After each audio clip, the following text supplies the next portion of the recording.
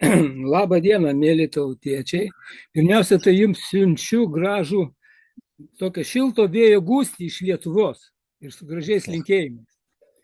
Antras dalykas, labai ačiū Eligijai už tokį gražų pristatymą. Čia viską papasakoti, beveik jau man nebeliko ką ir pasakoti. Iš tikrųjų, ir man atrodo, jūs labai teisus, kad pradėjot nuo Petro, nes Petras būtent yra ta rišančioji grandis, kuri labai riša Lietuvą ir Ameriką. Jisai, jau mes kokią 15 metų tikriausiai bendraujam su juo ir gal paskui biškai daugiau papasakosim apie tai ir būtent apie tą gyvensenos mediciną. Tai Petras ir yra tas vėjas, kuris iš Amerikos pučia mums čia naujausius dalykus apie mediciną ir apie gyvensenos mediciną. Mes kaip ir kalbėjom, kaip jūs ir minėjote, aš pradžiai pabandysiu keletą žodžių pasakyti apie tą gyvensenos mediciną, kas tai yra, kaip jinai įsirašo į tą mūsų sveikatos apsaugos visą raidą, kokia yra. Paskui gal šiek tiek pabandysim pakalbėti ir apie ilgaamžystę, kadangi mes Lietuvoje esame įkūrę Lietuvos veikliosios ilgaamžystės akademiją. Ir bandom rinkti čia žmonės, vyresnio amžiaus, kurie galvoja kartu, kaip padaryti taip, kad tas veiklioji gyvenimo trukmė būtų ilgesnė. Nes žinom, kad amžius ilgėja, medicina gerėja, žmonės ilgiau gyvena, bet jie patiria daug įvairių problemų vyresniam amžiui. Tai vat mūsų tikslas yra padaryti, kaip padaryti tą vyresnio žmogaus gyvenimą tokį šviesesnį, skaidresnį ir gražesnį. Kaip ilgiau išlaikyti sveikatą, jaunystę ir grožį. Tai va čia toks pagrindinis tikslas. Bet tai iš tikrųjų pagrindinis tikslas ir yra gyvensenos medicina. Tai aš dabar įsivaizduoju, kad aš tikriausiai pašnekėsiu savo, paskui tada mes su Petru padiskutuosim, o paskui bus tikriausiai klausimai iš auditorijos. Ar taip? Taip, teisingai. Gerai, Petrai, ačiū labai. Tai aš tada važiuoju į priekį ir bandysim šnekėti. Dabar jeigu pasižiūrėti į medicinos raidą arba sveikatos apsaugos, aš jau sakydavau medicina, dabar sako sveikatos apsauga, tai galima nuo pat pradžių, reiškia, žmogus, kada tik tai atsirado, jis iškart sirgo, buvo traumas, jisai gydėsi. Tai va tas mėlynas gabaliukas yra raidos, tai ta yra pirminė medicina arba pirmykštė medicina. Jinai paprastai yra vadinama papildomoji alternatyvioji medicina, angliškai complementary alternative medicine. Tai čia yra rytų medicina, ajurveda, kiniečių medicina ir tos visos istorinės natūralinės medicinos sritis, kurios yra apibūdinos kaip papildomoji alternatyvioji medicina. Maždaug nuo Hipokrato laikų, nuo Avicenos laikų, tai 2,5 tūkstančių metų prieš prasidėjo taip vadinama alopatinė medicina arba valstybinė, arba dabar vadinama conventional medicine. Reiškia ta medicina, kuri yra ribojama tarptautiniais susitarimais ir konvencijomis. Tai yra tokia medicina, kurią mes pripratę dabar matyti. Ligoninėse, outpatient klinikose ir šeimos gydytojai visi, jie dirba šitoj valstybinėj medicinai, kuri yra reglamentuota ir taikoma. Ir kaip ateitis medicinos, sparčiai dabar pradėjo vystytis ir praktiškai prasidėjo viskas Amerikoje maždaug prieš 20 metų, atsirado taip vadinamoji gyvensenos medicina. Tai gal dabar aš keletą žodžių dar pasakysiu apie tą natūralią mediciną, kas tai yra ta papildomoji alternatyvioji pradžia. Nes tos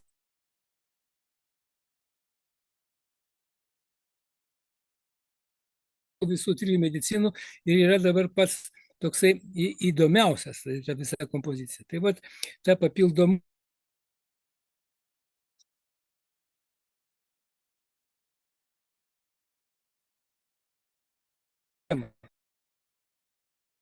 Tai žmonijos patirtis.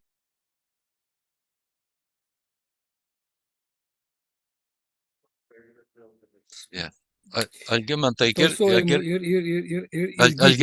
girdi mane? Pavyzdžiai, va tokie 4 pagrindiniai pavyzdžiai, kurie yra natūralios medicinos. Tai yra ajurveda, senovės indų medicina, ajus yra gyvenimas, veda žinios, ajurveda, tai kaip teisingai gyventi, va taip ir vadinasi ajurveda. Kiniečių tradicinė medicina arba Chinese medicine, kaip Chinese traditional Nu, iš tokių daugiausia, kaip žinoma, ir Lietuvoje, tokių natūralios medicinės ryšių tai yra fitoterapinė medicina. Fito tai yra žolė, terapija, gydymas.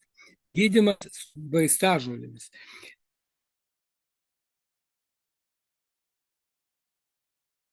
Gerai, žinai. Labai gili ir labai didelė. Tarp kitko, labai neseniai, praeitą savaitę, man čia teko būti kartu su Aivaru Liuleika, yra toksai labai žinomas alternatyvinis istorikas, jisai veda į tokias ekskursijas per Piliakalnius. Tai mes buvom Batakių Piliakalnį, čia visai netoli, kur aš gyvenu. Ir ten pasirodo, iškasė tokį ragą, ant to rago yra senovinės pažymėti ženklai ir atominės nuklydinės technologijos pagalba patikrino, kiek tam ragui metų, jūs nustepsit, kai sužinosit. 12 000 metų. Lietuviai save keltina, čia žmonės gyveno anksčiau negu Cheopso piramidės buvo. Ir iš tikrųjų tai yra faktai, kuriuos sunku nuginčyti. Nu, gal yra 12 000.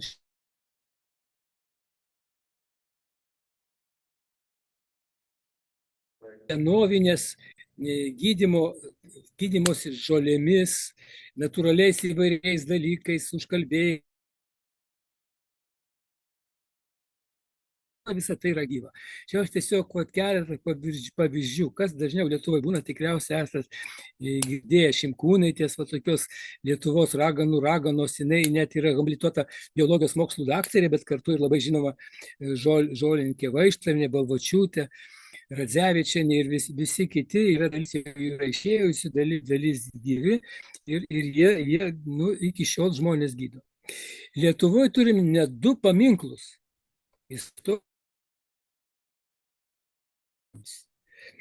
Tai kaip minėjau, šitai habilituotai biologijos mokslų daktarė Eugenijai Šimkūnaitei yra pastatytas paminklas Lazdynų rajone, jie atidarė, bet gal prieš 5 metus tikriausiai.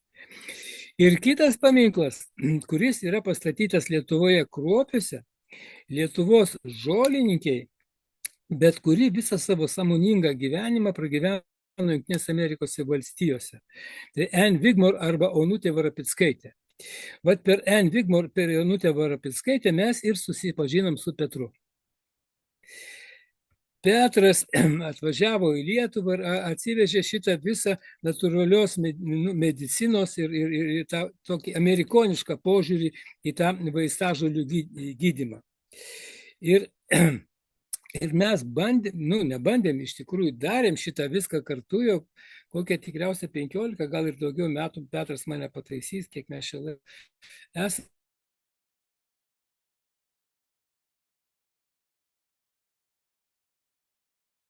Jinai yra įkūrusi net 3 institutus, reiškia, kurie net iki šiol veikia. Jūs tikriausiai esate girdėję Hipokratė institut Floridoje.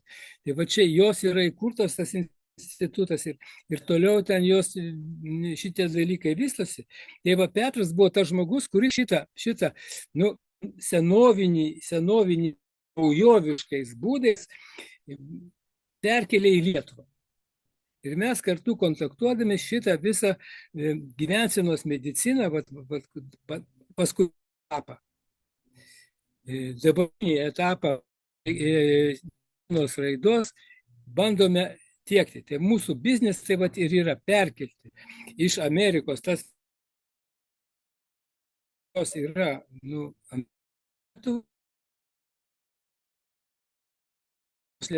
istorijos.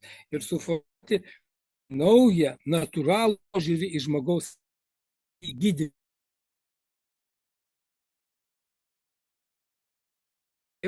Tai iš esmės ir yra, kaip sakyti, pagrindas. Jūs tikriausiai jaučiat, kad mes gyvenam ypatingai įdomų laikotarpį. Keičiasi tūkstantmečiai, keičiasi eros. Tas pats ne tik tai politikai, bet vyksta ir moksle. Mes esam pripratę kalbėti apie genetiką. Genetika tai yra toks mokslas, kuris sako, kad ligų priežastys visos yra genuose. kad žmogus gimdamas atsineša jau genuose užkoduotą informaciją, pagal kurią, reiškia, jam jau jis pasmerktas vienom ar kitom lygom mirti. Čia pagal Darvino teoriją viskas taip vystosi.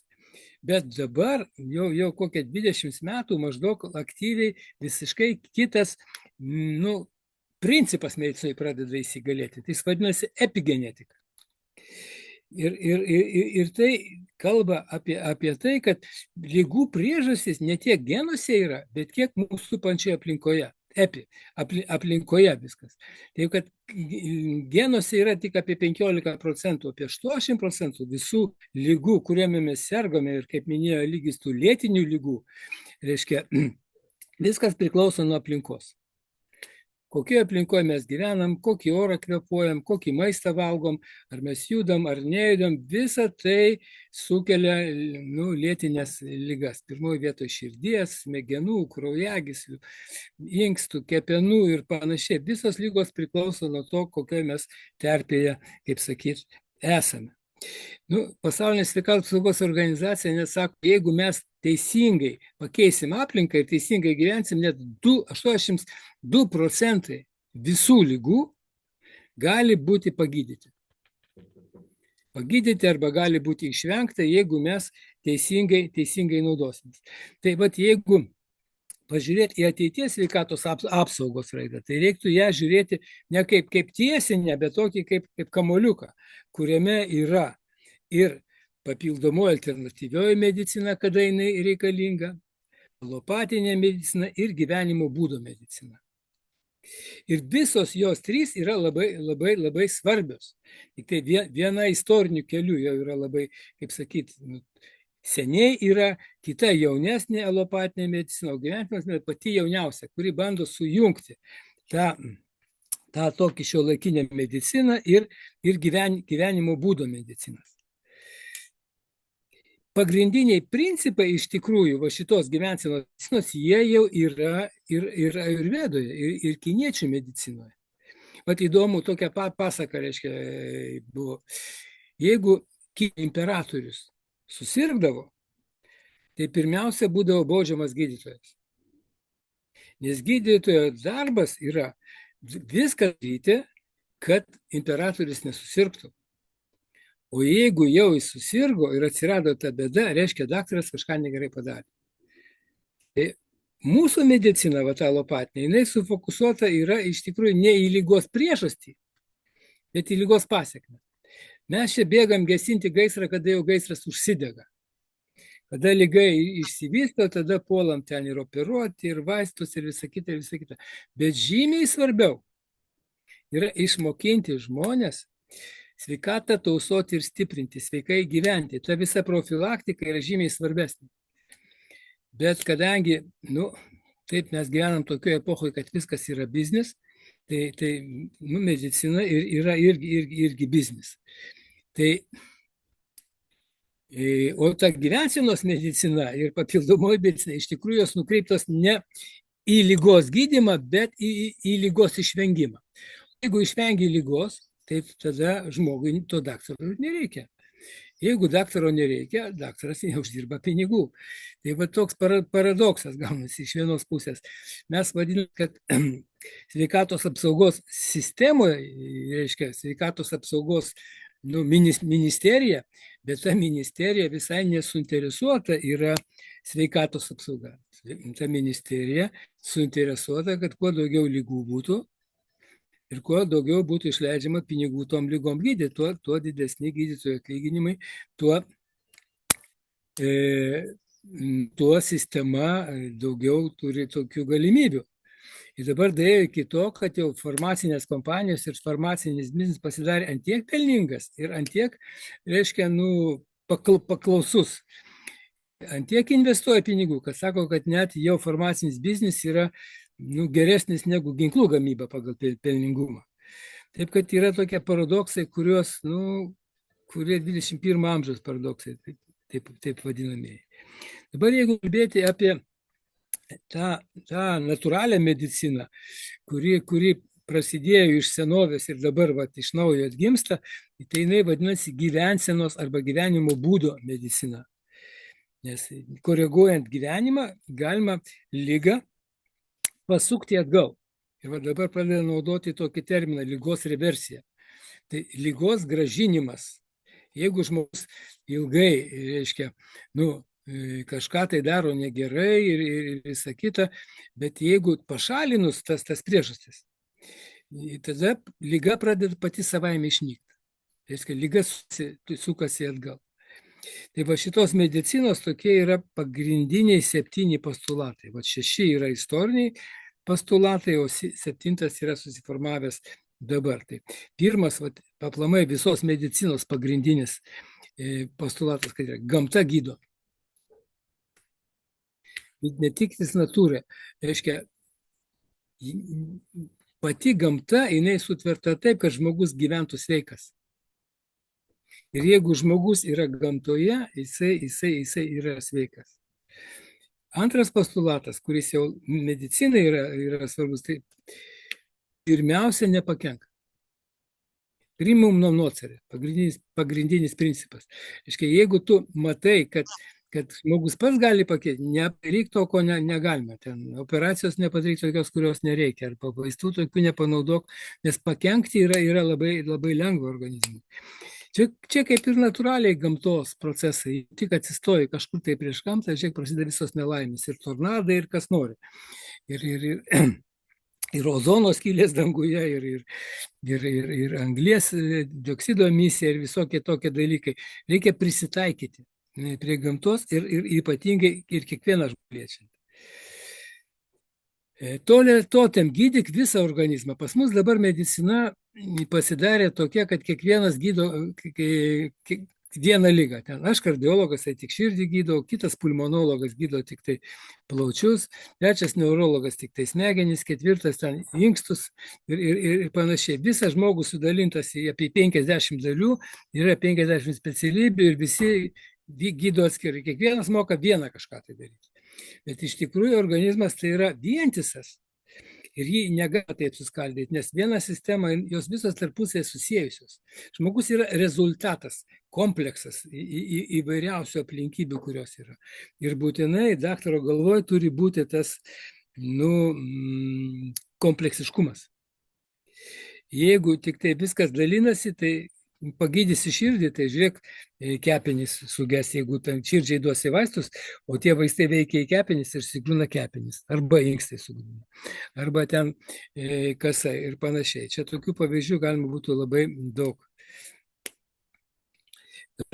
Kitas momentas, reiškia, nustatyk ir pašalink ligos priežastį. Tai yra ne pasekmę reikia gydyti, ne skausmą daleiskim pult malšinti. Bet reikia suprasti, kodėl tas skausmas atsirado. Ir pašalinus priežastį, tas skausmas savaime gali praeiti. O jeigu mes duosim tik nuskausminančių vaistų, tai tas procesas jisai toliau tęsis ir po kiek laiko skausmas sugrįž ir dar didesnis. Tai vat tole kauzam, reiškia, pašalink ligos priežastį.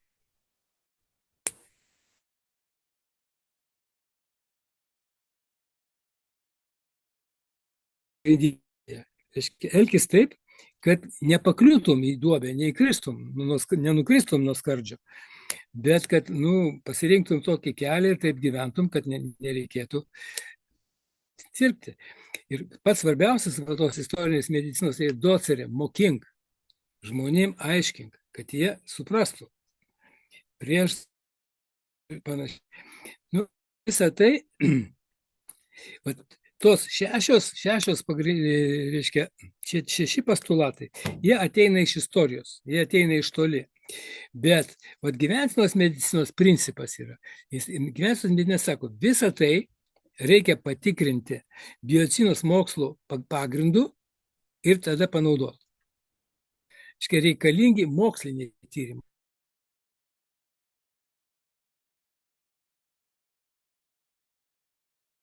Dino Orniš, tikriausiai daug kas girdėjo, jis labai garsus mokslininkas, kuris naudoja gyvensenos mediciną kaip moksliniais patikriniais faktais. Jie vykdo labai daug publikacijų, daro daug mokslinio tyrimų ir pagrindžia šitos gyvensenos medicinos visus principus. Tai vat, jeigu ta paradigma bus kaip ratukas, suktis, visos trys medicinos bus kartu, tai vat mes tada turėsim šitą gyvenimo medicinos medį su skaniais vaisiais. Tai vat Petras nu, padarė didžiulį darbą. Jisai va tą, ką aš šnekėjau, tas pagrindinės idėjas jums, kur bandžiau atnešti, jisai nu, sudarė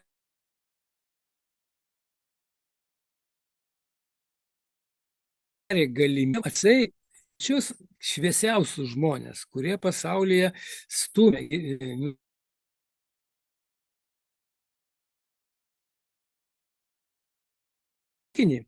atvežė į Lietuvą. Jo pastangų dėka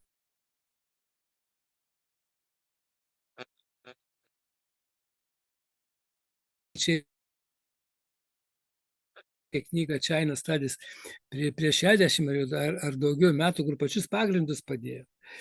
Kelvas Esselstyn, Hans Diel, čia tos visos pavardės yra, nu, kaip Holivudo žvaigždės. Čia patys stambiausiai ir patys daugiausiai išmanantys žmonės. Jie visi buvo Lietuvoje. Jie visi buvo susitikę su sveikatos apsaugos ministru, su Seimo susitikiais. Mes buvom suorganizuoti susitikimus universiteto atstovus. Štai Petras Vainius, tas, kuris pas jūsų auditorijoje yra kaltininkas tų visų reikalų, kurie yra Lietuvoje. Aš jį kartais vadinu apaštalu. Yra tas, kuris gaili nei miego, nei pinigų, nei laiko, kad į Lietuvą šitą naujausią medicinos, nu, kaip sakyti, vėją. Iš tikrųjų, jo dėka mes pirmieji visoje Europoje paruošėm magistrantūros studijų programą. Reversing of Chronic Diseases Epidemic. Reiškia, ir tą programą norėjom organizuoti Klaipėdos universitete. Visas kuriklium parašytas buvo. Bet Klaipėdos universitetas tai yra pats naujausias Lietuvos universitetas. Jeigu jums pasako apie Klaipėdos istoriją, tai Klaipėdoje tik 91 metais universitetas susiformavo iš čia buvusių filialų kitų universitetų. Ir jis vienintelis Lietuvoje dabar yra regioninis universitetas. Nu, ir jo finansavimas yra pakankamai ribotas ir jam labai sunku įvedinėti naujus dalykus. Tai kažkaip čia ilgai truko tos programos mūsų įdėgymas, tai mes tada su Petru nuvežėm tą programą į Lietuvos sveikatos mokslų universitetą. Nu, tai pagrindinis, reiškia, universitetas, jis yra Kaune, kuris ruošia gydytojus. Tai labai garsus universitetas visoje Europoje ir visa kita. Ir tą programą realizavom Kaune. Jau jinai veikia, nu, 14 metų. Ir jau yra paruošta ten apie 100 tokių gyvensenos medicinos specialistų magistrų, kurie gavo diplomus ir gavo licenciją dirbti. Praeitą kadenciją man teko būti Seime, mes priėmėm specialų įstatymą gyvensenos medicinos ir priėmėm gyvensenos medicinos gydytojo normą. Tai dabar Lietuvoje pirminės sveikatos priežiūros centre arba šeimos gydytojo ofise dirba gydytojas, slaugytojas ir gyvensenos medicinos specialistas pagal įstatymus. Nu, kol kas tai gal 100% nėra realizuota, bet jau įstatyminė prielaida tam yra padaryta ir tokie specialistai Lietuvoje jau dirba. Tai va tie, kas apie gyvensenos mediciną. Dabar, aš nežinau, kiek čia mes laiko turim, dar man atrodo turim. Tai keletą žodžių aš noriu pasakyti apie žmogaus brandą. Man nepatinka tas žodis senatvė, iš tikrųjų, jeigu pasižiūrėt Google, atsiver senatvė, tai ten aiškiai parašyta, kad senatvė tai yra liga, kurią galima būtų gydyti. Ir vienas iš tokių būdų tai gyvensenos medicina. Čia tiesiog, aš parodysiu, gal net ir komentuoti nereikia. Čia rodo, kaip sensta pasaulis. Kaip greitėja populiacija žmonių, vyresnio amžiaus žmonių, 60 ir plus. 2050 metais jau apie trečdalis vakarų pasaulio bus žmonės, kurie yra sulaukę 60 metų ir daugiau. Čia yra viena iš pačių didžiausių viso civilizuoto pasaulio problemų. Nes civilizuotas pasaulis labai greitai sensta. Tie žmonės 60 metų ir daugiau jau dažnai išeina į pensiją, jie nedirba, jie jau, sakyt, sveikatos paslaugas naudoja ir visą kitą. Tai, o antra vertus, medicina, chirurgija, farmacija, visa kita įsivystė ir prailgino gyvenimo trukmę. Prailgino gyvenimo trukmę, bet padidino ir ligotumą. Šitie žmonės, trečdalis vakarų pasaulio, jie ne tik ilgiau gyvena, bet jie ir sunaudoja labai daug resursų sveikatos apsaugai. Tai va šita problema yra labai didelė pasaulinės sveikatos apsaugos organizacijos ir visos UNESCO organizacijos. Dabar ką reikėtų daryti, kad tą prailginti sveiko vyresnio amžiaus žmogaus gyvenimo trukmę. Kad iš tikrųjų žmogus, tas vyresnio amžiaus, tai gyvena patį gražiausią savo laiką. Galima sakyti, kad visą žmogaus gyvenimo trukmę galima sudalinti tokius 4 periodus. Po 30 metų. Pirmas 30 metų tai žmogus bręsta. Bręsta yra fizinės, socialinės galimybės, visa kita. Nuo 30 iki 60 žmogus pasidaugina. Jisai gimdo vaikus, augina, stato namą, plečia ekonomiką ir visa kita. Nuo 60 iki 90 metų žmogus tampa mokytojas.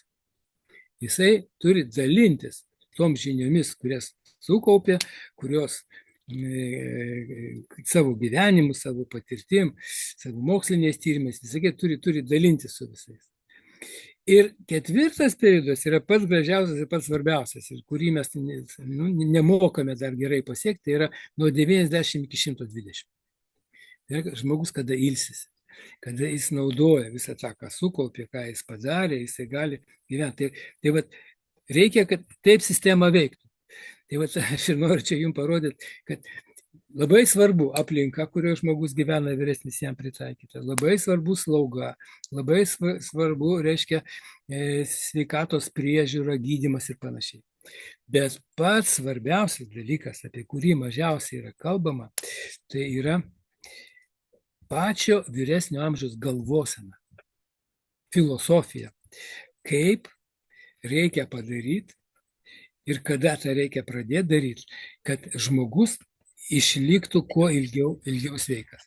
Ir kaip aš minėjau, mūsų akademija yra, mes tai akademijoje irgi susirenkam ir kalbam apie tai, apie straipsnius įvairius, apie žinias, kaip padaryti, kad žmonės gyventų ilgiau.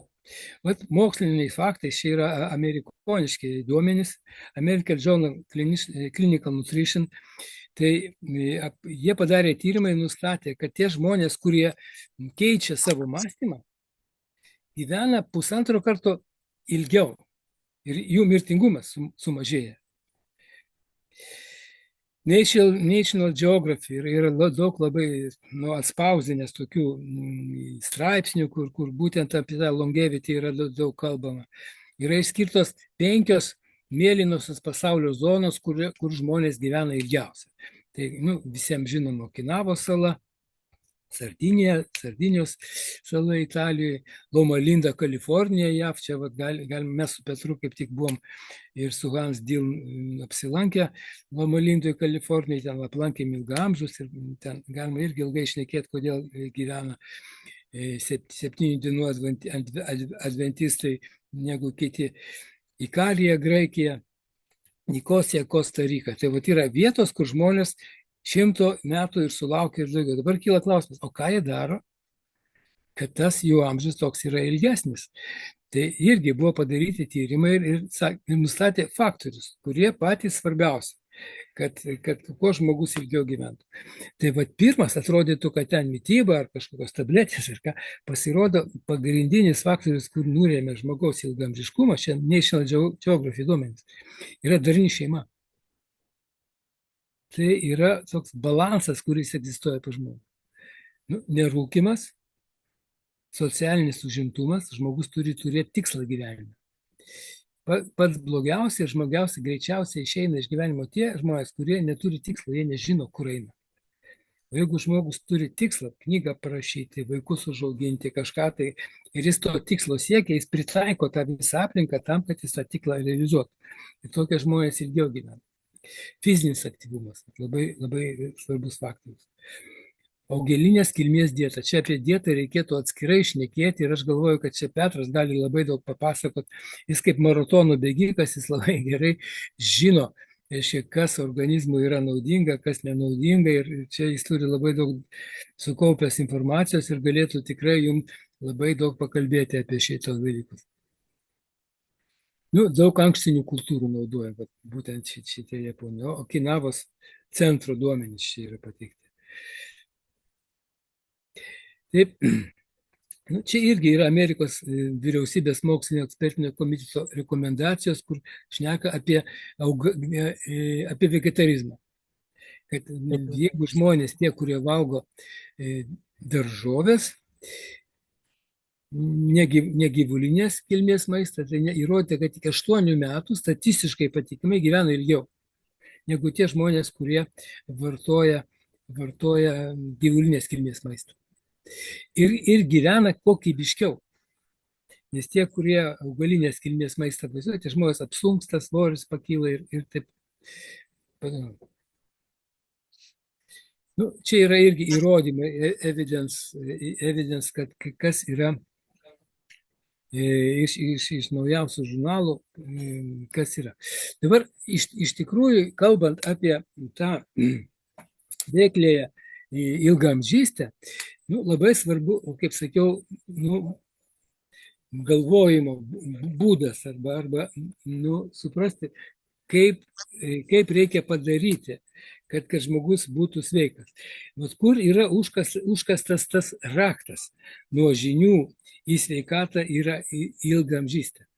Aš visą laiką galvojau, kad ir mes taip anksčiau galvodavom, kad labai svarbu tą vaikutį nuo pat mažens, kad jisai sveikai maitintųsi, sveikai gyventų ir vat, jeigu tas vaikas gaus maistą gerą, visą kitą, tai jisai ir bus tas ilgaamžis. Pasirodo, gamta čia pasielgusi truputėlį kitaip. Ir kad tas raktas į sveiką ilgaamžį gyvenimą, jis yra kitoj vietoj padėtas. Ir jeigu pasižiūrėti taip visai supaprastinti, nuo ko priklauso mūsų ta sveikata ir veiklus ilgaamžiškumas, jis priklauso iš esmės nuo 2 dalykų, tik nuo 2 dalykų. Tai nuo gyvybinės energijos, tą, kurią žmogus gimdamas gauna. Jisai gauna maksimaliai gyvybinę energiją ir gyvenimo bėgyje jis tą energiją naudoja. Ir jeigu jis naudoja ją teisingai, tai ta gyvenimo trukmė ilgėja. Bet jeigu jisai elgiasi neteisingai, čia panašiai kaip automobilis su benzininiu varikliu, o kitas automobilis su dizeliniu varikliu. Ir jeigu panaudosi ne tą kurą, ne tą maistą, tai tas motoras ir sustoja. Taip ir čia. Žmogui yra paskirta, reiškia, kaip jisai turi gyventi, kaip jis turi maitintis ir gyvensenos medicina ant to ir eina, kaip sakyti, tuo keliu, kad stengiasi parinkti patį optimaliausią. Ir kitas momentas, kuris labai svarbus, tai yra sąmoningumas. Yra įrankiai, bet jie be proto, be suvokimo nieko nereiškia. Tai reikia dar būti žmogui sąmoningam, kad tos sveikos gyvensenos įrankius teisingai laiku ir panaudoti. Tam reikalingas sąmoningumas, tam reikalingos žinios, patirtis ir išmintis. Tai ta gyvybinė energija, tai yra jaunystė, sveikata ir grožis, tai faktorius, kuris nulemia tą sveikatą ir ilgaamžiškumą. Ir dar vienas faktorius yra sąmoningumas arba branda. Ir ta branda atsiranda jau pas vyresnio amžiaus žmogų. Ir kaip minėjau, šitie 2 dalykai, jie yra labai svarbus. Ir kyla klausimas, o kas yra svarbiau? Ar jaunystė, kad tu turėsi daug tos energijos, ar branda, kad tu būsi vyresnis ir teisingai panaudosi tą energiją. Pagal gamtos dėsnius. Tai aš čia pabandžiau iš tikrųjų palyginti, kur yra tas raktas. Ar tas raktas yra jaunystėje, ar tas raktas sveika gyvenseną yra brandoji. Tai pabandžiau palyginti, reiškia, vat, jaunystės sveikata grožis kaip ir tokia piramidė, kur žmogui besivystant jinai atsiranda, o kitas sąmoningumas. Sąmoningumas, ta piramidė kaip ir apversta aukštyn kojom. Pradžioje būna žmogus labai sąmoningas, bet kada jėgos silpsta, tada jisai mažėja. Tai iš esmės, jeigu tas piramidės sudėjus į krūvą, susidaro toks įdomus ženklas, jau matytas, kaip sakyt, Dovydo žvaigždė. Arba dvasinis ir materialus pasaulis susijungia. Jie abudu yra svarbus tie faktoriai. Ir gyvybinės energijos, ir išminties. Ir jeigu galima juos sukomponuoti, ir tada kaip tik ir atsiranda ta galimybė, tas raktas išlaikyti gyvybinę energiją. Tam reikalingas sąmoningumas, tas apskritimas. Aš čia bijau, kad aš gal per ilgai nusitęsiu. Jeigu aš per ilgai šnekėsiu, mane stabdykit, gerai? Gerai, Alio, gerai. mane girdit? Girdžiam, taip. Gerai, bet nejaučiu visiškai jokio atsakymo tai iš jūsų, tai gal aš čia vienas kalbu su savim. Visi klausomės labai. Aš supratau, Petrai. Tai iš tikrųjų, vat, čia yra tokia visa, kaip čia sakyti, visos gyvybės ir visos visatos filosofija. Taip vadinamas kinietiškas yin ir yang. Pusiausvyra. Viskas yra pastatyta ant pusiausvyros, nes visas mūsų pasaulis susideda iš dviejų dalių. Iš pliuso ir minuso, iš protono, iš elektrono, iš viršaus, iš apačios, iš moters, iš vyro, iš nakties ir dienos, iš šviesos ir tamsos. Ir jie abudu šitie dalykai yra teigiamas ir neigiamas, jie yra labai, labai svarbus. Bet dar svarbesnis dalykas yra jų pusiausvyra. Va tas raudonas apskritimas tai yra sąmoningumas, tai yra suvokimas, kad ir tamsa reikalinga, ir šviesa reikalinga. Jeigu nebus tamsos, nebus šviesos. Jeigu nebus šviesos, nebus tamsos. Jeigu nebus jaunystės, nebus išminties ir patarimo. Tai va, visi šitie faktoriai, jie komponuojasi į vieną. Dabar vis išlieka tas klausimas, kas yra svarbiau. Aš visą laiką galvojau, kas iš tikrųjų yra svarbiau, ar jaunystė, ar ta senatvė ir išmintis. Ir vieną kartą atsakymą tiesiog pamačiau. Skridau lėktuvu ir atėjo stiuardesė prieš skrydį ir jinai pradėjo aiškinti, kaip reikia elgtis, jeigu lėktuve įvyks katastrofa, įvyks nelaimė ir jeigu skrenda lėktuvu mama ir vaikas. Tai jinai pasakė, kad pirmiausia reikia gelbėti. Ir kaukę, jeigu ten jau pradės kažkas degti, ne vaiką reikia pult gelbėti, bet pirmiausia mama turi pati savo užsidėti deguonis kaukę ir tada gelbėti tik tai vaiką. Tai reiškia, iš tikrųjų, tas sąmonė žmogaus, subrendusio žmogaus, yra dar net svarbesnė negu ta tokia plika jaunystė ir plika gyvybinė energija. Tik tai sąmoninga motina gali išgelbėti vaiką. Taip ir sąmoningas vyresnio amžiaus žmogus, jisai gali perteikti tas žinias, tą visą kitą savo vaikam, savo anūkam ir tie vaikai sveikai gyvens. Kitas toks pavyzdys, kuris čia aš dažnai vartoju, tai yra kaip tik čia Klaipėdos krašte prieš daug metų gyveno, prieš 155 metus, gyveno toksai Vilhelmas Torasta, Vidūnas. Daugelis Lietuvos išeivių vyresnio amžiaus, jie tikriausiai žino, tai yra toksai pedagogas, filosofas, dramaturgas, kompozitorius, kuris praeito šimtmečio pradžioje labai rimtai sirgo džiova. Jis dar vaikas būdamas gavo tą tuberkuliozę, gavo džiovą, o prieš 100 metų džiovos diagnozė buvo tas pats kaip dabar vėžys, praktiškai neišgydoma. Visi sakydavo, jau jam džiova, jisai pradėjo spjaudyti kraujais ir jau jisai numirs. Ir Vidūno tėvas buvo Tilžės gimnazijos, ten vienas iš vedančiųjų mokytojų. Jis turėjo labai tokią galimybę ir nuvežė Vidūną, dar jam buvo 14 metų, į Šveicariją pas tuo laiku pačius stipriausius fiziatrus. Jie patikrino, sakė, žinokit, nieko gero su to vaiku nebus, sako, jau yra plaučiuose kavernos, jau jos atsidaro, jisai kosti kraujais ir visą kitą, pirkit jam įkapės, nieko nepadarys. Parsivežė tą vaiką, visi nusiminė, nežino, ką daryti ir taip jau visi ir laukia, kol jis išeis. O Vidūnas buvo labai apsišvietęs žmogus, jis jau sanskrito kalbą buvo pramokęs.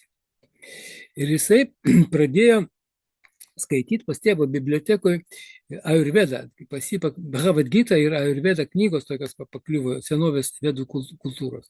Ir ten parašyta apie kaip reikia žmogui gyventi, kad tą gyvybinę energiją sustiprinti, ką reikia valgyti, kaip reikia judėti, kaip reikia viską. Ir jis pradėjo šitos visus metodus taikyti.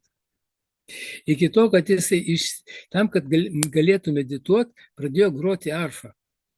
Maistą pats visą gamintis, fiziškai ten ypatingus kvėpavimo pratimus ir visą kitą. Ir jisai antiek iškėlė savo gyvybinę energiją, kad pats organizmas įveikė tuberkuliozę ir jis pasveiko nuo tuberkuliozės. Ir nugyveno 85 metus ilgai, prirašė čia labai daug knygų ir iš tikrųjų padėjo pagrindus visai tokiai sveikos gyvensenos filosofijai, Lietuvos gyvensenos medicinai. Jau čia ir atėdamas į pabaigą, aš dar noriu tokią parodyti schemą, nes Eligijus klausė, kaip čia padaryti, kad žmonės kuo ilgiau gyventų. Tai aš noriu parodyti tokią koncepciją filosofinę, kaip yra iš tikrųjų ir kaip gali žmonės tapti nemirtingais. Tai jeigu paimti žmogaus gyvenimą ir į tokią juostą, pažiūrėti nuo nulio galėsime iki pabaigos, tai ta gyvybinė energija, kurią žmogus gimsta gaudamas, jinai palaipsniui jam einant mažėja. O žinios, patirtis, išmintis reiškia, kuo toliau žmogus gyvena, tuo kaupia, tuo didesnė jo patirtis yra, tuo daugiau jisai žino,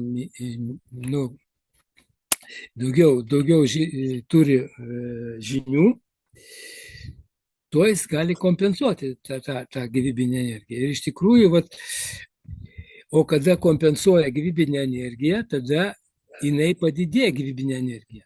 O jeigu padidėja gyvybinė energija, tada gali ilgėti ir gyvenimo trukmė, ir ta patirtis didės. Ir tokiu būdu ta didesnė patirtis gali vėl duoti žinias. Ir tokiu būdu gali tas gyvenimas, nežinau, čia nuvažiavau kažkur tai. Tas gyvenimas ilgėt. Ir čia toks prasideda procesas, reiškia, kuo daugiau žinai, tuo daugiau savo padedi. Kuo daugiau savo padedi, tuo daugiau gali sužinoti. Todėl galima pasakyti, kad sveikata ir ilgaamžiškumas glūdi žiniose, patirtyje ir išmintyje, sąmonėje, informacijos sukaupime ir jeigu žmogus sąmoningai supranta ir sąmoningai darė, jis gali labai ilginti savo gyvenimo trukmę. Ta branda yra labai svarbi ir Vidūnas yra parašęs ištisą veikalą. Sveikata, jaunumas, grožė. Tai toksai kaip ir manualas, kaip ir instrukcija, kaip tai žmogus, kas tai yra sveikata, kaip reikia gyventi, kad žmogus išgyventų ilgai. Ir kita Vidūno knygelė, kuri yra labai, labai svarbi ir mes dažnai kalbam apie ją, tai jinai vadinasi Sąmonė. Žvilgsnis į gyvenimo esmę.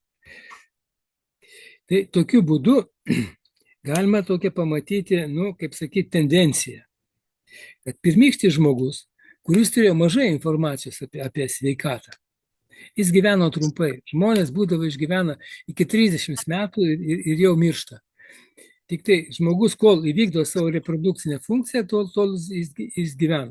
Paskui jau toliau, reiškia, informacija buvo pradėta kaupiama. Gydymas atsirado vienuolynuose, informacija pradėjo, žmogaus gyvenimo pradėjo ilgėti.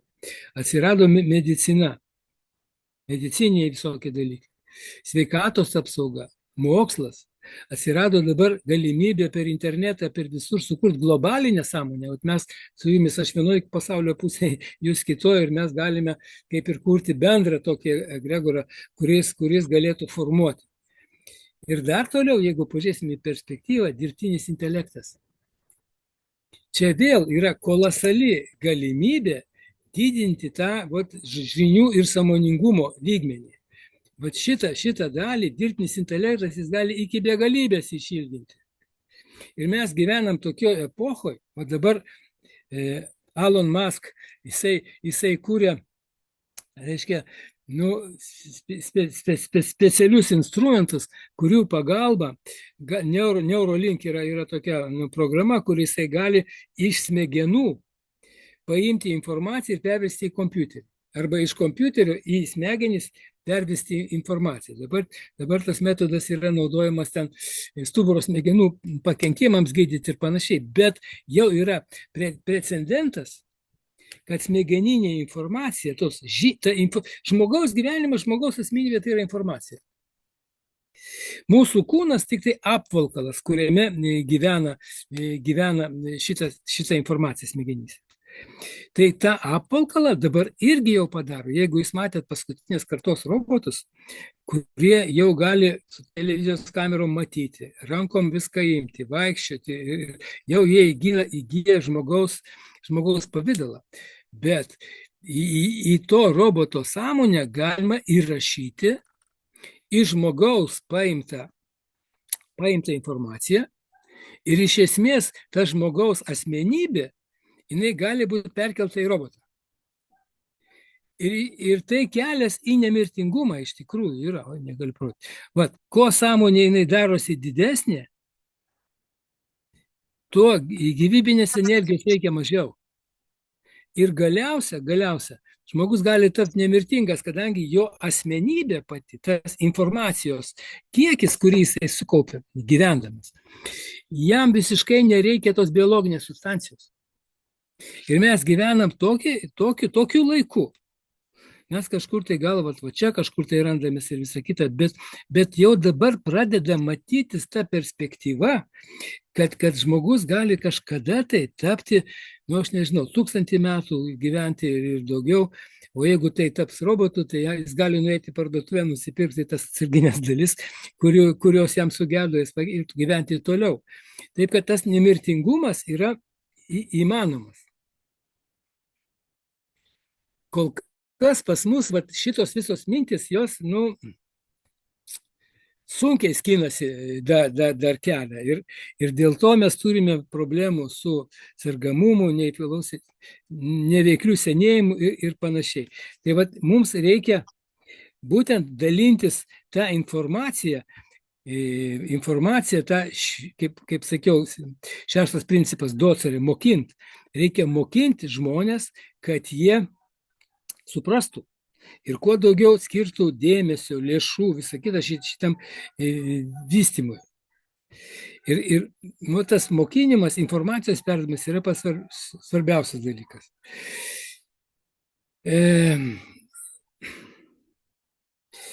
Formalus ir neformalus švietimas. Formalus tai yra universitetai, kolegijos, ir visa neformalus tai yra tokios žinios, kaip aš jums dabar perteikiu. Reiškia, visos formos jos yra reikalingos. Mūsų ta Elvija, Lietuvos veikliosios ilgamčės akademija, tai yra visuomeninės organizacijos, asociacijos, kurios irgi susirenka žmonės, kurie mąsto panašiai kaip aš, ir mes tarpusavėje kalbėdami ieškom sprendimų. Kitas dalykas yra sveikatos politika ir valstybinė sveikatos politika. Čia, kas daugiau tuo pasidomit, matot, kad čia yra daug problemų, bet iš tikrųjų tik valstybė gali spręsti tokio lygio problemas. Ir valstybė yra tas institutas, kuris sukurtas tam, kad galėtų tą padaryti. Elon Musk čia kažkaip tai privačioji iniciatyva, bet jisai praktiškai pats yra savo valstybę sukūręs savo sistemą. Ir privačios organizacijos tokios kaip Hipokrato institutas ir visa kita, tai yra gyvensenos medicinos praktinio pritaikymo forma. ir visoks bendradarbiavimas. Visą tai kaip tik ir skatina. Tai vat mūsų, kaip sakyti, toksai Lietuvos pagrindų padėjėjas šitos gyvensenos medicinos yra Vilhelmas Toras Vidūnas.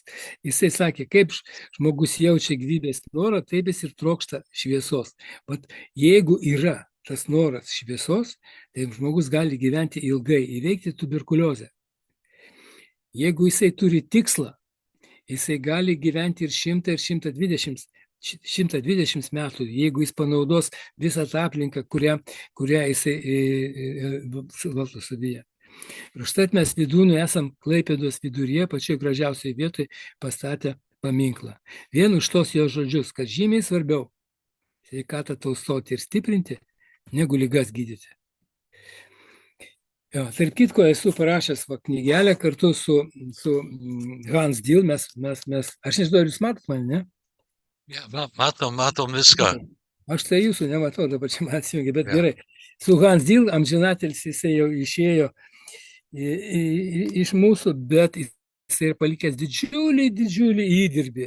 Ir čia Petras gali labai daug papasakoti, nes jie buvo labai artimi draugai. Ir mes parašėm tokią knygelę, kuri vadinasi Kaip išsigydyti širdies ir kitas ligas be vaistų.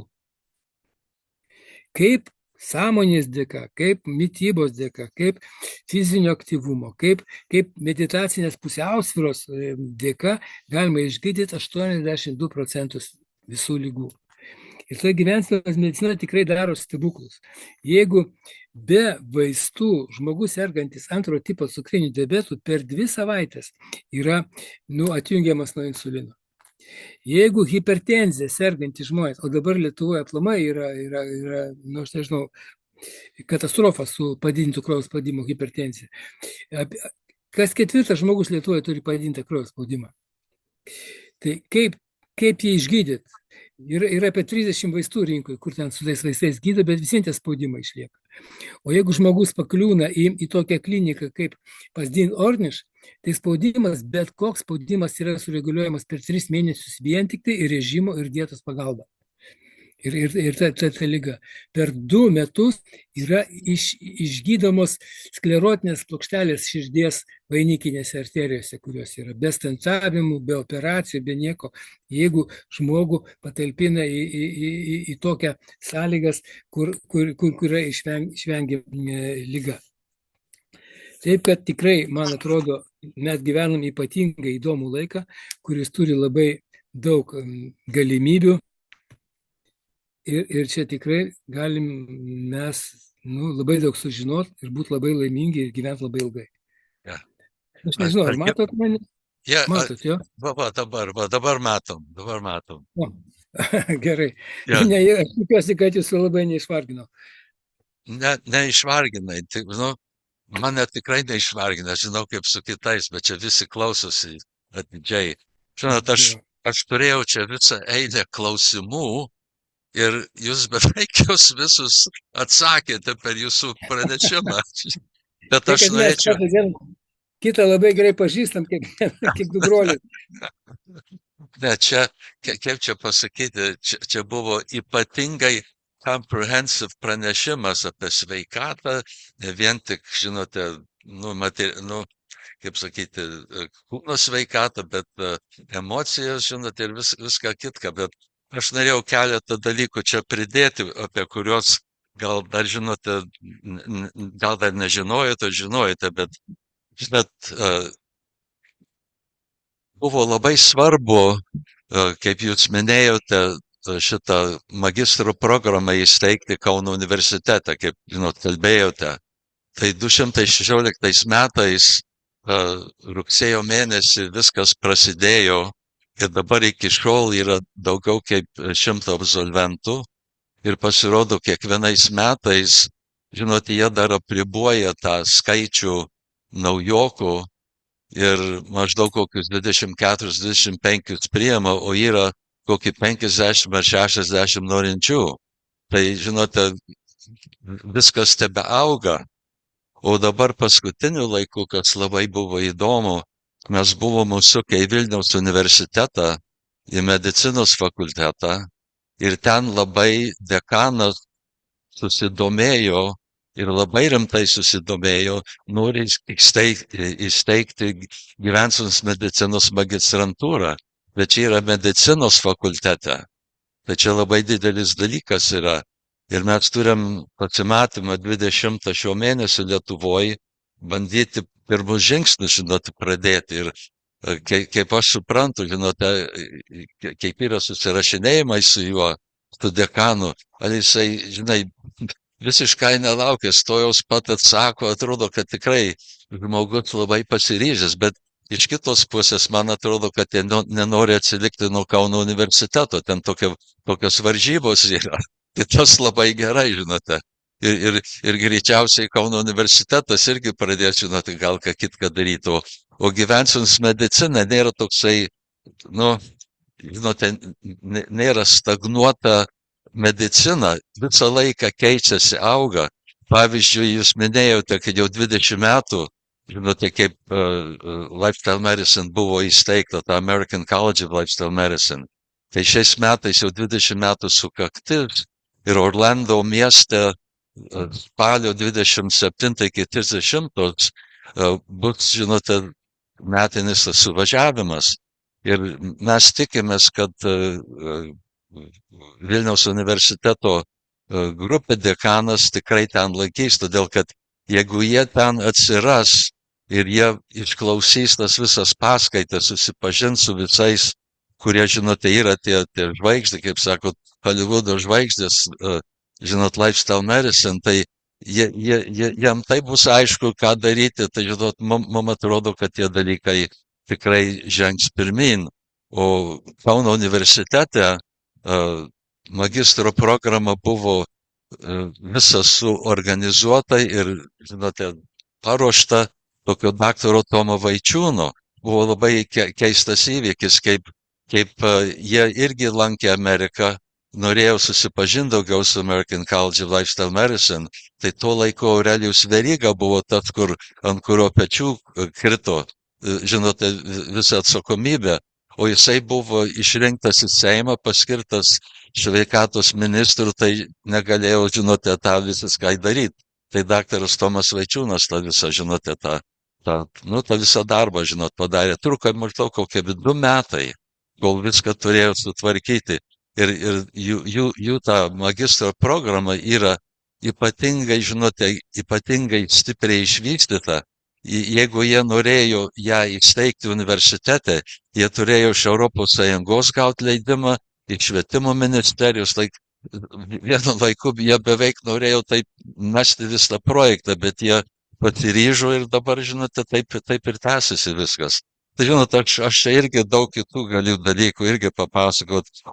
Aš čia biškai dadėsiu, dar, Petrai. Paskutinis dalykas, žinote, taip kaip...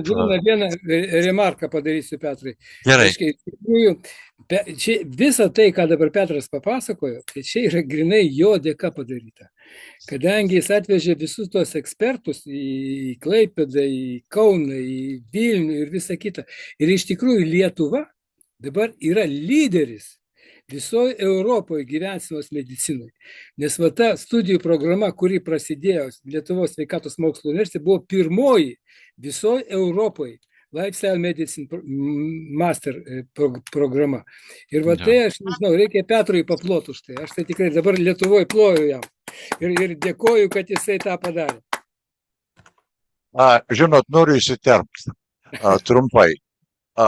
Labai laiku Petras rūpinasi Lietuva, nes mūsų mažėja ir mums įlaikyti tikrai reikia. Tai jeigu nieko kito, tai bent ilgam amžiškumu, mes reiškia pasižymėsim. Bet dabar konkrečiau, bekalbant daktarui Kirkučiui, ar yra klausimų, kurios mes ribosim šitoje akademijoje, gerai? Taip. Vieną, man pasakė.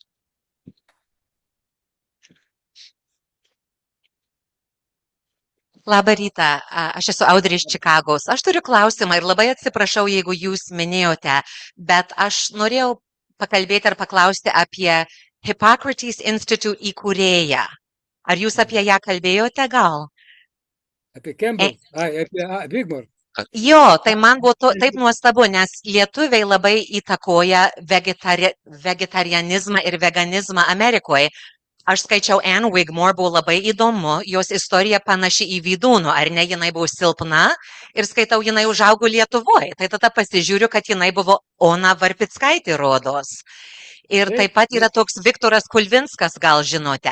Aš nežinau, ar jis jau dar gyvas, bet jisai tik yra labai įdomu, kad Amerikoje daug veganų labai gerbia šiuos lietuvius. Tai tik norėjau tą pastabą ir visiems labai įdomu gal būtų apie Anne Wigmore perskaityti. Ir taip pat kaip vystosi veganizmas Lietuvoje, nes aš žinau, mes mėgstam dešrą ir panašiai. Ar yra daug veganų, vegetarų Lietuvoje? Aš turiu pasakyti, ačiū labai už jūsų pastabą, tikrai čia labai svarbu. Ir Anne Wigmore vardas yra ypatingai svarbus, nes iš esmės per šitą vardą ir atėjo visa ta gyvensenos medicina į Lietuvą per Anne Wigmore. Ir Hipokratės institutas iš čia buvo mūsų pakvietęs, čia daugelis net mūsų viešėjo pas jį ir visą kitą. Ir čia Petras galėtų tikrai daugiau už mane apie šitą viską papasakoti.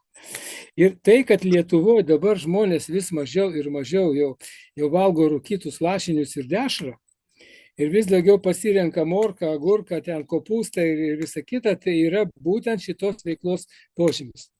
Dabar jau mes girdime ir per radiją, ir per televiziją, ir yra sudaromos sveikos mitybos įvairios grupės. Atsirado net kompanijos, kurios sveiką maistą pristato žmogui tiesiai į namus. Iš tikrųjų prasidėjo visa tokia didžiulė banga vegetarizmo.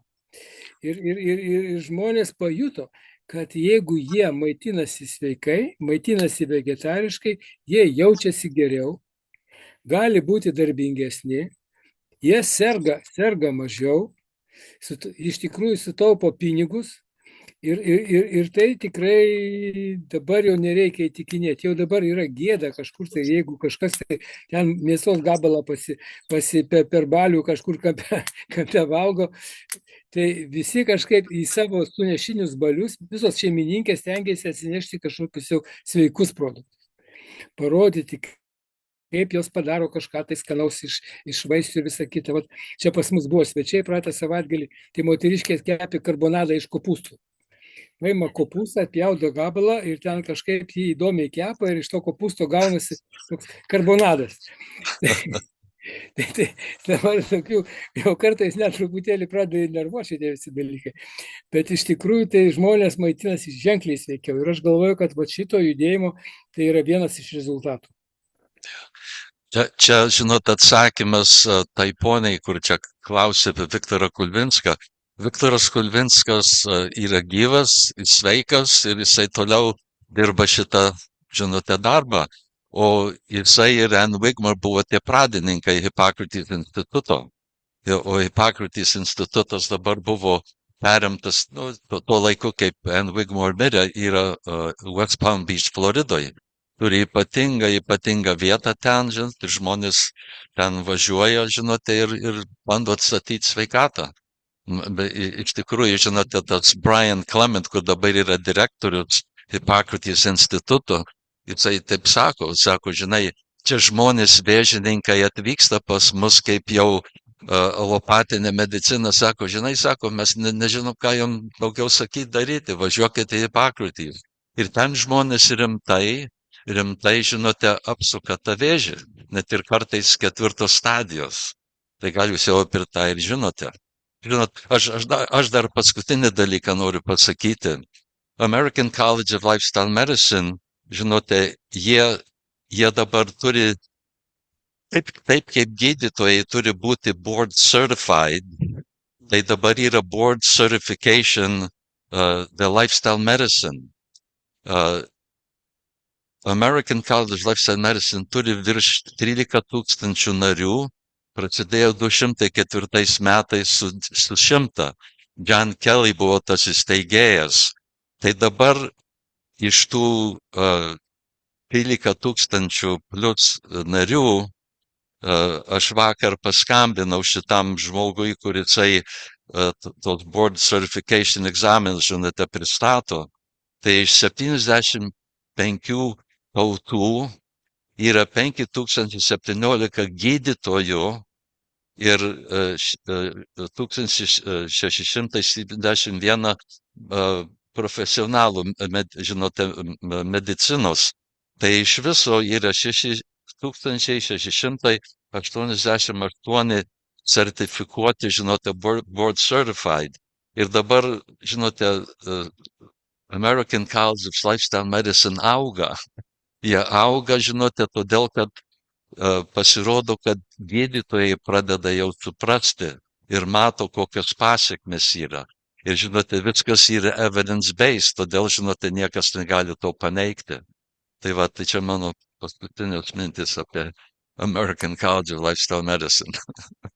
Mano vardas yra Linas Vaitkus, aš esu board certified in internal medicine 4 srityse.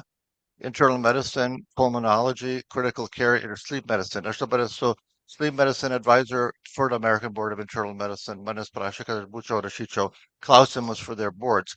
Dabar lifestyle medicine gali būti board certified Amerikoje only if you're certified with one of other specialties. Kanadoje yra kitos taisyklės, tai turi būti board certified internal medicine, tada gali imti tą egzaminą. Ir Amerikoje yra 5000 lifestyle medicine board certified gydytojų. Bet mus kaip internistus visada bara ir muša, kad mes neužtenkamai darom preventive medicine, preventive care. Amerikoje tik tai daro 27% internal medicine preventive care, nes 80% žmonės ateina jau arti mirties. Kai aš buvau COVID intensive care unit, tenais gydytojas, tai pusiau negyvi atėjo. Ir jie buvo non-vaccinated, netikėjo į skiepus ir taip toliau, ir taip toliau. Tai mūsų vis kaltina, kad visi mes nedarom preventive medicine. Visi tie preventive medicine, kur lifestyle medicine naudoja, tos principus yra parašyti New England Journal of Medicine ir Annals of Internal Medicine. Yra 10,000 preventive articles, kur mes esam parašę, kad bologna ir salami causes dementia. Broccoli ir salmon helps prevention. Cigarettes, smoking, causes dementia. Pavyzdžiui, aš esu sleep medicine dabar 10 metų praktikuoju sleep medicine. Kiek miegas padeda to prevent dementia ir kiek ne. So tos visos knygos, tie visi studies, internal medicine, Annals of Internal Medicine, pagristi in internal medicine. Mūsų visos knygos, Brownwald, Harrison, Fauci, visi yra internal medicine daktarai. So lifestyle medicine viską tą bando sudėti kartu ir yra nauja specialybė, bet jie turi savo your own board. Nėra pripažįstas mūsų board. So kaip nėra fellowships in lifestyle medicine, gali įsigyti, jei ėmė jūsų kursus ir tada padarai egzaminą. Tas yra visas geras dalykas. Tai pavyzdžiui, kai aš aiškinu medicinos studentam, yra 10 milijonų baltymų, proteins kiekvienoje celiai. Ir mes tik tai suprantam labai mažai, kaip jie veikia. Kiekvienas kūnas turi 10 trilijonų celių. Ir kaip mes darom microscopic dalykus, kad padėtų microscopically. Ir mes to tikrai nesuprantam. Kaip vienas profesorius sako, our knowledge is but a small island in the sea of ignorance. Mes tikrai labai suprantam. Ir vienas yra gydytojas, ko parašęs 25 ar 30 problemų. Jei mes pataisytume šitą on a biochemical basis, mes gyventumėm 1000 metų. We already know how to solve immortality, but we don't know how to do it. Mes žinom, kad mes turime Alpha Centauri 4 light years nuskristi, but we don't know how to do it. Tai reiškia, ar mums padės artificial intelligence, ar nepadės. That's the big question. Mes šitų problemų patys tai spręsim. That's the only commentary I have. Sudėjau, aš turiu bėgti. Ačiū labai už tokį papildymą, iš tikrųjų labai įdomu. Kaip jūs pasakojat, 5000 lifestyle medicine gydytojų visai Amerikai tikrai nėra daug, aš galvoju, kad čia dar yra kur plėstis. Bet aš matau truputėlį čia kitą problemą, kodėl taip lėtai tas lifestyle medicine ateina į mūsų gyvenimą. Iš tikrųjų, čia yra du atskiri bizniai. Vienas biznis tai yra lygų gydymas, kada žmogus jau ateina, kaip jūs sakėt, pusiau lavonas ir jį reikia pagydyti ir tada nėra ką čia galvoti, čia reikia tikrai naudoti ir operacijas, ir stiprius vaistus, ir visą kitą, ir priemonės. Tai čia yra vienas biznis. O kitas biznis yra, kuris susietas daugiau su sąmoningumu žmogaus. Jo ugdymu, aiškinimu, čia daugiau toks edukacinis biznis. Ir pelnas profitas, vienu atveju tai yra tos lygos pagydymas, o kitu atveju yra lygos išvengimas žmogaus, kad jisai neįkrenta į tą. Ir turėtų būti kitaip finansuojama šitos rytis. Ir mes, šiek tiek aš ir politikoje dalyvauju Lietuvos, ir pats sunkiausias klausimas, kaip atskirti lygų diagnostiką ir gydymą nuo sveikatos tausojimo ir stiprinimo. Dabar viskas yra sumesta į vieną krūvą. Reiškia, visi pinigai, Lietuvos biudžetas yra 3 milijardai eurų. Sveikatos apsaugos biudžetas. Ir jisai visas yra naudojamas lygų gydymui. 98% viso šito biudžeto yra lygų gydymas ir tik tai 2% yra public health arba visuomenės sveikata arba skiriama šitai profilaktiniai medicinai. Tik 2%. Tai reiškia, mes visą laiką gesinam jau degantį namą. Ištisai. Namas dega, visi puola, visi mes jį gesinam. Bet juk galima taip gyventi, kad tas namas neužsidegtų. Ir žymiai svarbiau yra tą padaryti. Ir čia pati didžiausia šiuolaikinės sveikatos apsaugos sistemos problema. Kaip padaryti? Tas lifestyle medicine kaip challengeris, kaip jungtis yra. Bet kaip padaryti, kad tas žmogus išliktų sveikas ir gyventų 1000 metų? Tam reikalinga visai kitos rūšies specialistų, kurie būtų sufokusuoti į sveikatą, bet ne į ligą. O dabar mes turim specialistus ir turim ministeriją, turim sistemą, kuri yra vadinasi sveikatos apsaugos, bet realiai yra lygų gydymo ministerija. Čia visiškai skirtingas biznis. Ir šitie dalykai suplakti į krūvą, padarytas kokteilis, o tam kokteilį visą laiką reikia gelbėti tą, kuris skęsta. O ne išmokinti jį plaukti. Čia tokia paradoksali situacija yra. Tai Algimantai, jūs kalbėjote apie valdžią, tai kaip atrodo, gal būsite išrinktas į Seimą vėl? Aš buvau praeitą kadenciją, sveikatos reikalų komitete, mes buvome įkūrę net pirmą kartą Lietuvos istorijoje sveikatos reikalų komitetas, kuris tik apie ligas šneka. Bet buvom įkūrę pakomitetį, reiškia, dar iš 5 Seimo narių sudarėm tokią komisiją, kuri vadinasi sveikatos tausojimo ir stiprinimo komisija. Tai bandėm visai daryti, reiškia, kad sufokusuoti sveikatos apsaugą į sveikatą, bet ne į gydymą. Ir taip jau buvom pradėję neblogai visai įsivažiuoti, bet staiga, reiškia, liberalai ir konservatoriai atsiėmė savo kandidatus iš mūsų pakomitečio. Ir iškais prarado kvorumą. Jį pagal reglamentą uždarė. Aš nežinau, kas ten, kaip ten, kokius tikslus persiekojo, bet tai, kad jeigu mes padarytumėm dabar visus žmonės sveikais Lietuvoje ir sąmoningais išsilavinusiais, tai valdžios nereikėtų. Toks paradoksas vėl. Kuo tu gydai, tuo tu esi blogesnis sistemai. Kuo tu darai žmonių, kad būtų sveikesni. Nes sistemai reikalingi ligoniai. Jeigu nebus ligonių, nebus pinigų. Tai pas mūsų ta sveikatos apsaugos sistema stovi žemyn galva viskas apašta.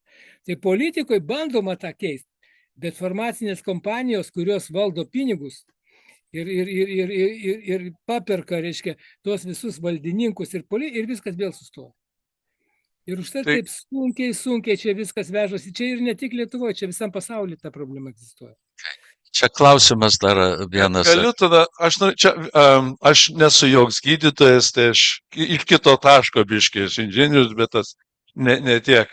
Pratęsiant biškai, kad daktaras Linas sakė, minėjo, jo, kaip aš supratau, jo komentaras maždaug pasakė, kad gydytojai dabar Amerikoje daug yra straipsnių parašę, daug identifikuoja tuos dalykus, kurie yra keiksmingi. Kiekvienas yra turi savo galimybę pasirinkti, taip kaip ir aš manau mes asmeniškai darom, pasirinkai iš tų žinių ir darai teisingas išvadas ir pakeiti savo gyvenimo būdą.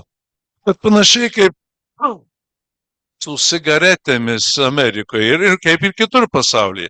Žinios, kad kas keiksminga, buvo senai žinomos.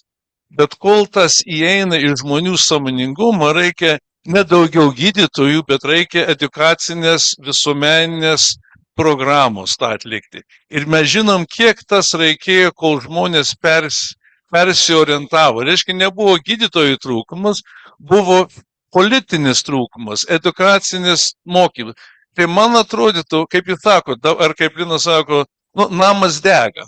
Tai namui bedengant negali sustoti gesinti, dabar pradėti naują būdą gyvenimo, kuris už 50 metų duos naujus rezultatus.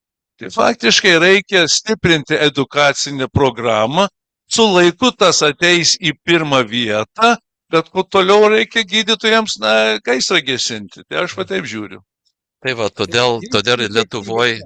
Jūs teisingai žiūrite, Yeah. bet ką aš sakiau, finansavimas turėtų būti atskiras.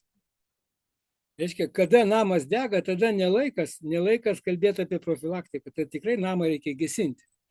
Ir dabar taip padaryta finansavimo eilutė, kad jisai visas yra finansavimas suskirtas namui gesinti. Suprantat? O tai profilaktinė, kad ir po 50 metų nieko neskiriama. Čia turėtų būti atskiri bizniai visiškai, atskiros visiškai sritys.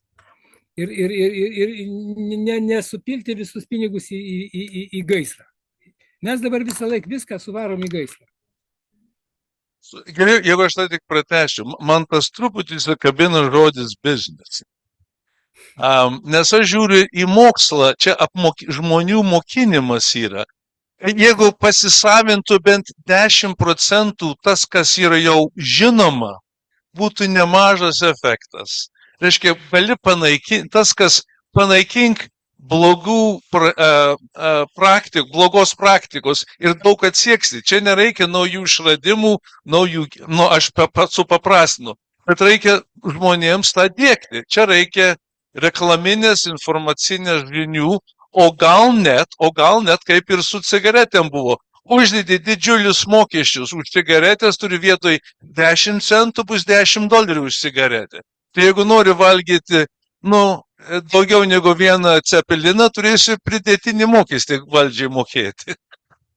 Viską jūs čia sakote teisingai, bet kai pasižiūri į auditoriją ir pažiūri, kiek užimta vietų ir kiek yra laisvų, tai iškart matosi, kaip tas sąmoningumas žmonių.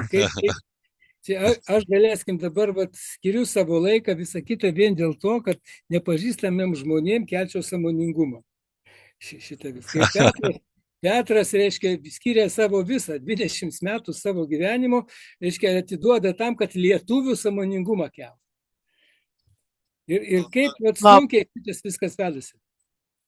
Labas, aš esu Audra Kubiliūtė Daulienė, irgi ne jokia medikė, bet man rodos yra truputėlį skirtumų tarp Europos ir Amerikos. Man rodos, Europa reguliuoja žymiai daugiau, kas eina į maistą. Pavyzdžiui, genetinių tų modifikacijų maiste nėra mažiau. Gal visai nėra, pavyzdžiui, tų raudonų dažų kai kuriuose maistuose, mėsose įvairiuose. Karvėse pienui, kad daugiau gamintų tie visi hormonai ir viską. Tai man rodos, čia yra toks skirtumas irgi, kuris kenkia žmonių sveikatą. Kitas dalykas, man rodos, kad Amerikoje irgi yra kai kur daugiau problemų su atmatu, kurios tada veda į vėžį. Pavyzdžiui, mes Čikagos apylinkėse buvo tokia kompanija, kuri vadinasi Stericycle ir jie į visokius chemikalus į vandenį, kaip yra groundwater, į šulinio vandenį. Gruntinį vandenį. Į gruntinį vandenį leido visokius chemikalus ir viską. Tai man rodos, kad Europoje yra gal protingiau į kai ką iš to pažiūrima ir mes dar čia turim darbo. Suprantu, Amerikoje yra industrializacijos lygis aukštesnis. Amerikoje daugiau naudojama įvairios technikos ir visa kita. Lietuvoje ir Europoje kai kur yra dar žemesnė ta industrializacija. Ir todėl mes sveikesnėje aplinkoje gyvename. Nes Amerikoje viskas pajungta į ekonomiką daugiau. Ir ten masyvūs dalykai. Jeigu augina karpės, tai augina milijoną karvių iš karto. O Lietuvoje tik tai 4, 5 ar 10. Ir užtat skiriasi. Taip. Pirmiausiai noriu labai padėkoti. Buvo tikrai labai įdomus jūsų visą paskaitą ir mes visi labai atidžiai klausėmės. Aš noriu taip pasakyti, kad labai mane paveikė irgi išgirsti apie Vydūno Ayurvedą, ieškojimą teisybės ir ieškojimą, kaip gydytis, nes vis vien visi šitos ligos atsiranda iš kažkur, ir ar iš tų vandenų, ar iš maisto ir panašiai. Bet kiek dabar toj magistro programoje yra mokama yoga ar meditation, ar kiek yra mokama, kad reikia žmonėms pasikalbėti, pavyzdžiui, per health coaching ir kad pasikeis galėtų. Galės visą laiką sakyti žmogui, daryk taip, bet jis nedarys, jeigu jo pasąmonėje yra kokie nors baimės ar kliūčiai. Tas žmogus turi savyje tą viską išgalvoti. Tai kiek toj magistro programoje tas yra mokama? Magistro programa, aš kiek žinau, 5,000 eurų kainuoja, yra 1,5 metų trukmės magistro programa, bet į tą programą yra būtent dedami šitie dalykai, bet pagrindinis vis dėlto yra nutrition, yra mitybos elementai. Antras dalykas yra fizinė kultūra, fizinis aktyvumas. Ir tai trečias psichoterapija, reiškia psichoterapija, tie 3 elementai tokie pagrindiniai. Bet ten dėstoma ir ta filosofija, ką aš čia jums bandžiau biškai parodyti, reiškia žmogaus sąmoningumo. Pats Vydūnas, Klaipėdoje, kur mes buvom tą programą padarę, mes tam buvom daug įdėję šitų dalykų. Kaune kažkiek yra, bet yra ženkliai mažiau. Bet aš galvoju, kad tai labai svarbu, nes Vydūnas yra tikrai fundamentalus. Jisai tą fundamentinį lygį tokį yra paėmęs. Ir ten yra patys pagrindiniai esminiai atsakymai tokius visos sveikos gyventinos klausimus. Jūs labai teisingai čia pastebėjot. Ir tikrai. Ir tai mano knygelė, kur aš rodžiau, čia irgi yra visas skirelis apie Vydūną. Aš biškai tik tai jums papasakoju, bet čia yra daugiau parašyta apie tą viską. Labai ačiū. Daugiau klausimų?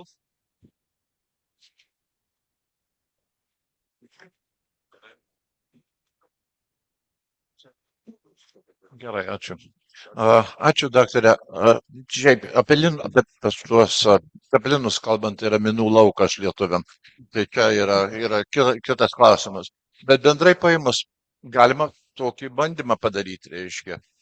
Jeigu jūs tikrai įtikinti buvot, įsitikinkite ir įsitikinote ir seksite maždaug tokį sąmoningą sveikatingumą.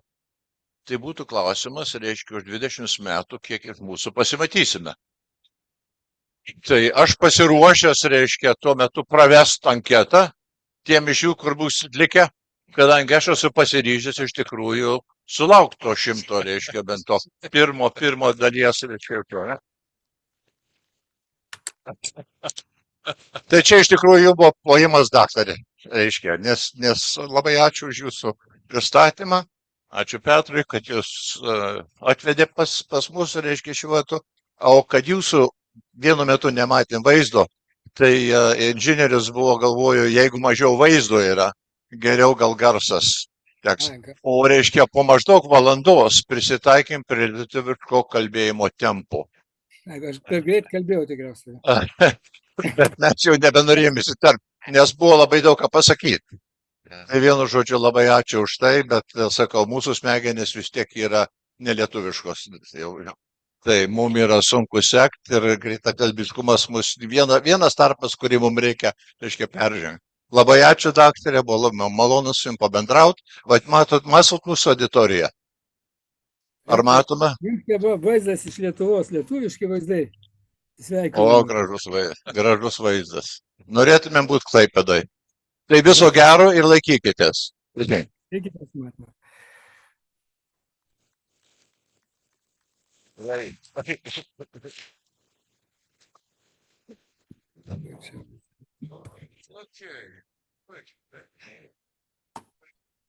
Listen, she